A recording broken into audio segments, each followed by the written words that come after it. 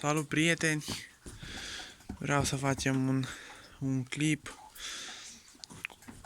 cu două femeluțe de pestriț. Avem pe masă o femeluță scoasă la mine, femeluță din luna aprilie.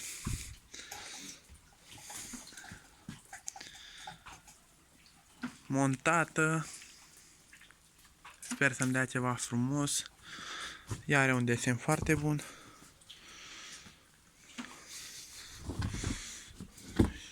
Și aici la fel.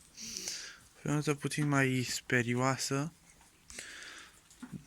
dar eu zic că e o femeluță corectă de lucru. Are și o blană bună,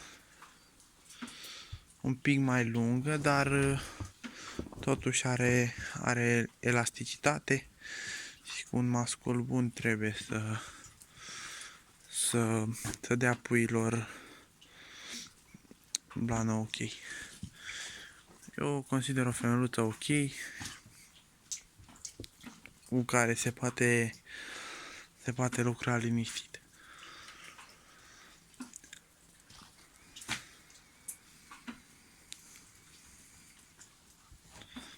O băgăm la loc, să scoatem și cea de-a doua femeluță. Am scos pe masă o femeluță, o femeluță janet negru.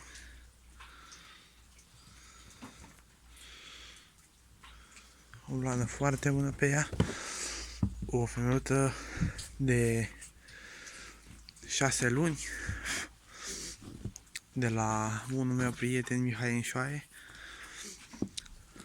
Îi mulțumesc foarte mult pe această cale pentru această femeluță.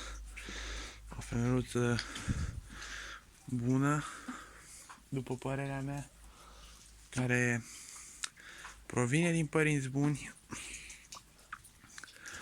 Vârsta ei, eu zic, arată bine.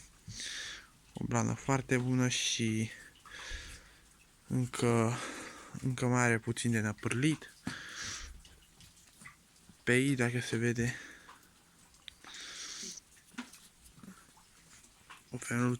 o femeluță corectă.